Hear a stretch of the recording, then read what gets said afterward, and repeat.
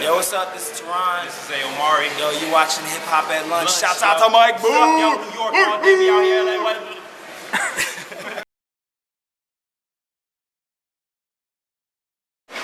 This Hip Hop at Lunch. What's up, Mike Boyd? Mike Boyd. What's going on? Mike Boyd, Hip Hop at Lunch. New York. What's up, guy? You don't have to Yo. introduce yourself. TiRon and Ayomari, what's happening, man? Man. I wanted to start and ask you guys get some good food this time, this trip. Not yet. No. We went to a spot today called Hale and Hardy. Hale and Hardy is It's not like a bad. chain. It's not like- You guys know Hale Yeah. and Hardy. It's not Soup and sandwiches. I like my sandwich. I like my soup. My soup was like kind of a bland New England chowder, but Opposite for me though. I had Yeah. chicken and corn. bisque. I had a That's weak-ass sandwich. crazy. I had a weak ass sandwich. My sandwich was good. Lettuce and turkey and bread. I had turkey avocado on ciabatta. It was good. I'm gonna go back and probably try some different shit, but I definitely want to check out like New York Strip House, Macaroni. Aldi's, Mac Bar. Mac Oh, Bar. we have to go to Mac Bar. Yeah. He's a huge fan of macaroni and cheese. I came here last time, had like the lobster mac and all that. So like, yeah, we didn't really dabble in food yet because we've been busy with like meetings and shows. But it's gonna happen. Definitely. Yeah, well, there's time for that. So getting back to the music, you know, last month you guys dropped the Sucker for Pumps. I wanted to talk real quick about the title and then the site, like the landing page with all the videos. Like, how'd you guys go about choosing those videos to put on the Sucker for Pumps Really site? just videos that we felt were missing in modern day music. You know, music that made you think fun, that made you love. I feel like love, just the whole concept of love has just gotten oversaturated. Not even oversaturated, but overpowered by sex. You know what I mean? So everything that would have been love is now hypersexualized, which is cool, but you know, we come from that era of like, you know, when we were kids and we were too young to get in the clubs, those were the songs that we would have danced to if they let us in the club. So, you know, I guess it was Bring just, some more fun back. yeah, just bringing the fun back. And then what's the story behind the Sucker for Pumps? Like, why'd you guys title it that? Sucker for pumps mainly because most women are a sucker for the things that are uncomfortable for them. Like, a lot of women have told me that like pumps are the most painful shoe ever. Okay. So I'm like, why do you wear them? You know what I mean? Like, for example, like we're men. You know what I mean? So like, if I don't fuck with something, I'm not fucking with it. Like, I will not wear the shit. You know what I mean? As most dudes. But like, women will go out of their way to wear uncomfortable things in order to attract men, to fit the status quo of whatever beauty is. So, you know, so we just wanted to make an album just about the complexities of the whole men-woman dynamic. You know what I mean? Like, because we just felt like a lot of the music that was coming out at the time was very fairy tale. It was very over-exaggerated. It was like, okay, if we're gonna write about love, I'll give you the mountains and the stars in the sky. And then if it's about money or something like, oh, well, fuck it, bitch, I love money, I love pussy, I want to see some ass popping, whoop-de-whoop. So it's like very extreme cases of the female interaction. And we just wanted to show a lot of the real reality, the complexities of ups and downs, lefts and rights of love, and what it is to talk to a woman and to deal with women and all that kind of stuff. And that doesn't mean that men cannot listen to it. It don't mean it's only for women and it's Not not, at so all. soft to Not the at point all. where they're like, oh, these niggas know some simp shit. Like, no, we just trying to really talk about the real stuff that everybody goes through from day to day and open up that as the topic of conversation. Yeah. And also making shit banging. Right. Always. Yeah, no, you guys definitely did that with the whole relationship. And I read the interview that Hip Hop Fiend did, and they did a great job, man. Hip-Hop Shout out Fiend, to them. Grant Bryden Shouts is- out. I think like just anybody that wants to ask every single song was just like, I was like, you know, I'm glad because I want to talk about every song because a lot of people, I don't want it to go over heads. I want people to fully understand that this was a concept album, which a lot of people don't do nowadays. A lot of people do mixtapes and call them albums. We wanted to do an album where, hey girl,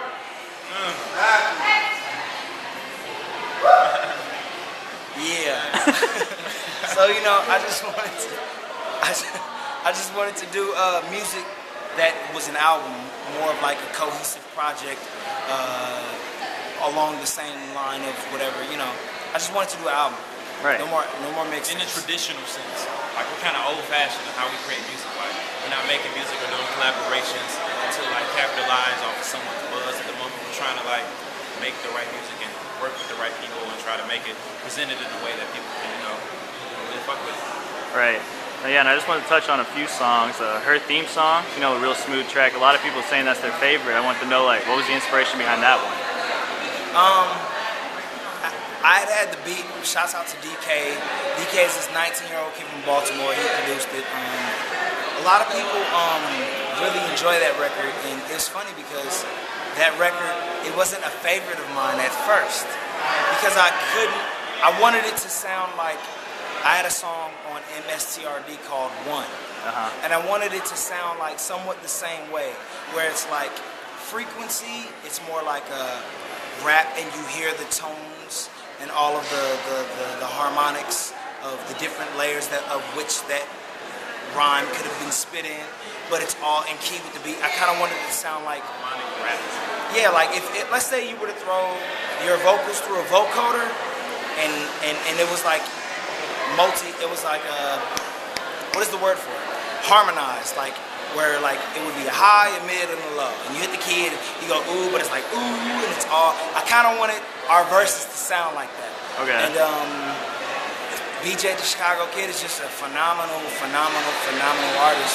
And once we got with him, he brought some new light to the track. You know, he made us look at the song in a different light. So he definitely like helped us shape the track. You know. So Yeah, whose idea was it to bring him in? Like, how did you get into the picture with it? I wanted someone to do it, and I always wanted BJ to do it, but I just was just on some, he's gonna be too busy, he's gonna be, you know, so I always like put it to the side, and I just always didn't know what I wanted to do with the hook. He came out and knocked it out in like 30 minutes. Then he was like, yo, I'm down.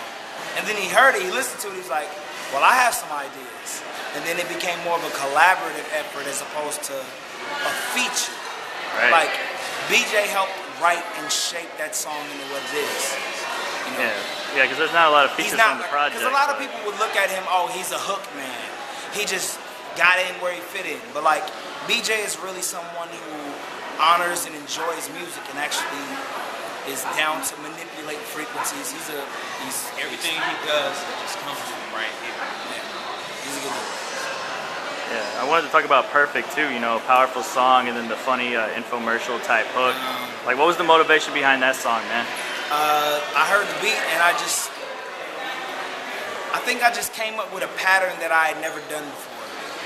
And then I finished it, and then he hadn't had his verse written for a while. Well, he had a verse, but he ended up rewriting it. And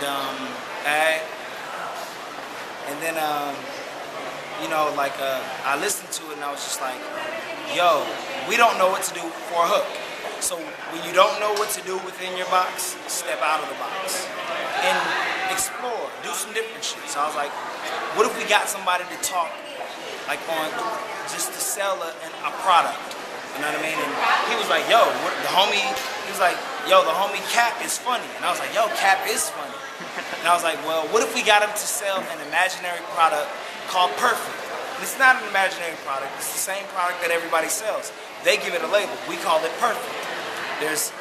Every time you watch TV, there's a certain kind of cream that you have and you'll be perfect.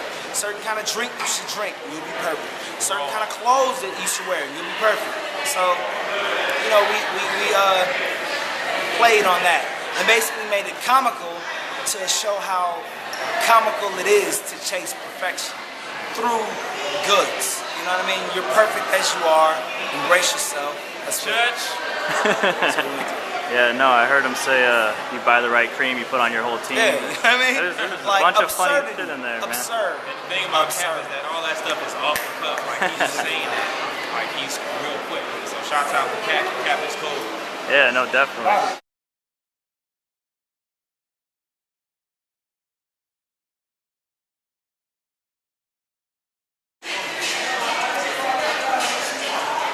All My Love is fun. MFG was fun. No Wonder was the funnest. No Wonder was the most fun. That was No like Wonder the was first song we did for the whole project. No Wonder we turned it up. Like we did cadences that we had never done before. So it was very experimental and it was very fun. So No Wonder is my. I'd rather it was fun too. Yeah. I'd rather it was hilarious. The thing about No Wonder is that we touched that song one time and then we didn't touch it until we finished the album. Even That then, song was just right from the beginning. To be honest, I'd rather was the most fun song. I'd rather it's like, you know, you hear the argument in the background. We literally got a friend of ours, a Hampton Stone, drunk. And we all got drunk and was like, yo, let's have an imaginary conversation and an imaginary argument. You be you, I be me, and let's just argue. And she definitely Yeah.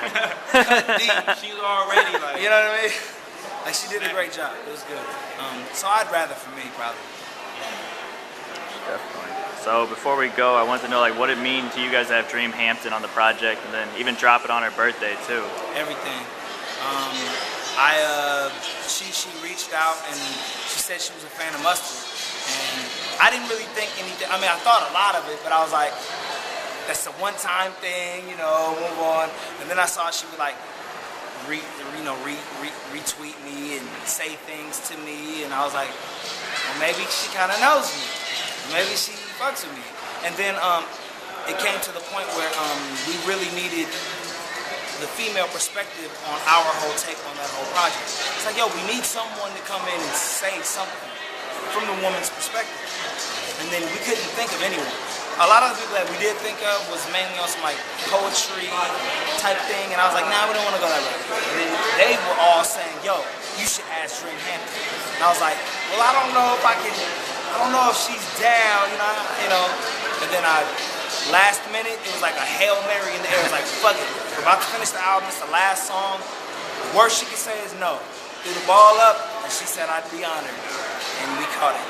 And the crazy thing about that is that not only was that her birthday that album released on, she said the last album she ever did any voiceover word was Tupac. And it was Hellraiser, which then became Me Against the World. That was the last, and that was also the day that he died. Right. The day that the album came out was right. the day that he died. Which was her birthday, which is awkward. Shout out to Dream Hampton. But yeah. yeah. That's crazy.